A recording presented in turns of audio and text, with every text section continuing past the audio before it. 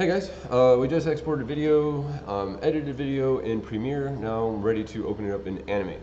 This is for processes like rotoscope and whatnot. So if you're working on that kind of technique, then this is where you're going to find yourself next after saving your edited video and wanting to bring it into Animate over in this program. So we're going to create a new document. So we're looking here. Not going to work with these yet. We are going to look at ActionScript. That's usually what we work with, and that's what we're going to keep on until I say otherwise. So ActionScript 3.0, click that. Stage is going to pop up. Don't worry about this just yet. We'll adjust that later. I want to import my video now. So I'm going to go to Import to Stage. I'm going to locate my video. Now some people are having issues, and you might find yourself in the same situation where, hey, I can't see the video where I saved it, it's not showing up there. Well, sometimes it's because you might not have the, all files showing. So make sure when you're locating your file, this right here says all files, and we're ready to go. This is the video that I have edited. This is the full-length one, which has lots of extra stuff. Previous video goes over how to edit and export in Premiere. So here's the final clip that I want to work with, and I'm going to go to Open. I'm going to embed this as H264 in the timeline, and checking this is the right location. All that looks good. Next, keeping this as is. Next, keeping this as it is, and finish. Imports my video, right? It's only a little over 2 seconds long, 54 frames it looks like. So when I click on the video itself, I see the dimensions right here. Shows up under properties and the instance of this video name. And so 1920 by 1080. That's good to know, because what I'm going to do now is click out here in the gray area, and I'm going to change my stage properties. Keep this as 24 frames per second. Don't change it. My size I'm going to change to 1920 by 1080. Click out here, and my stage snaps into the correct size, right? So I see everything is highlighted correctly. Everything looks good. It is ready to go. So my video and my stage are now perfect size for each other. Now, I'm going to double click on this layer, and I'm going to call this my video layer. Video. I'm going to lock it down. I want it to remain visible, so I'm not going to do that. I need to see this video as a reference. My next one is a new layer. I'm going to label this one, double click on it. I'm going to label this one white. You'll see why in a second. I'm going to zoom out just a bit, and I want to use my rectangle tool.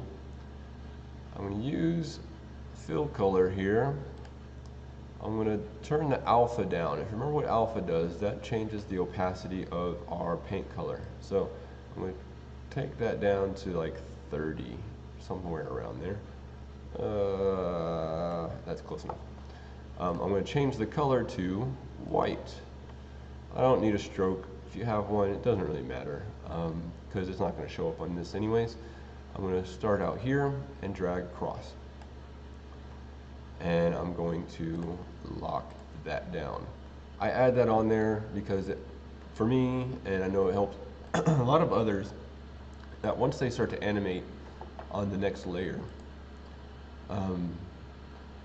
this little film kind of helps separate your colors, your animation, your paint from the video. So it adds a little bit of extra, like a layer that you're almost like a transparency that you are animating on. We can then hide that later in this just to show your animation. The third layer that I just added, I'm going to double click, and I'm going to put one that says animation. I'm just doing one layer for now. You might decide, hey, I want another background. I want a background layer, and that's fine. You can add a background layer, and you can keep that as it is. Most of these videos, the camera doesn't tend to move a whole lot. There's slight movements, but all you have to do is, if you're doing a background, is draw slightly off the stage, and you'll be fine. You can use that. This isn't anything noticeable. You could probably get away with just doing one still image in the background and not have to do a frame background animation. It all depends on what your style you're going for. So I have my animation layer started now. Now is what I would do is zoom in. Once you decide, hey, I want to start painting this now. Change my colors, crank this up, change this. Maybe I want her to be blue haired. I don't know why. And let's say I start to, I'm using a mouse, so don't judge me so much. I'm going to start to animate on this layer. Say I start to trace around her head, her hair, like so. Say I just do this. I'm just going to do outline over here. And there we go. I can color that in later if I want to. And then next frame, F6. I'm going to delete that out, and then I'm going to start my next layer, right? And so I'm going to do, I'm animating my ones here, so I'm trying to make this as accurate as I can with a mouse, all right? I'm not using a pen tool because I can't record very well and do the tablet.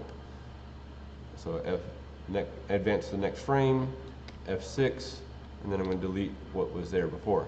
And so you can see slight changes there, and as you move on, you can keep adding more and more movements. So that is basically how you're going to start this process off. Check out the requirements for this process if you're doing rotoscope, and good luck to you. Have some fun with it. Exaggerate. Think about some cool things you can do in the background, motion lines, exaggerations. You know, maybe she really like absorbs this kick, and like maybe she flies backwards. You know, that's something that is definitely something she can definitely do. And yeah, have fun with it. You guys made some crazy, some very silly videos. Make them silly, exaggerate it. See how far you can go with this. So good luck to you guys and have fun. All right, later.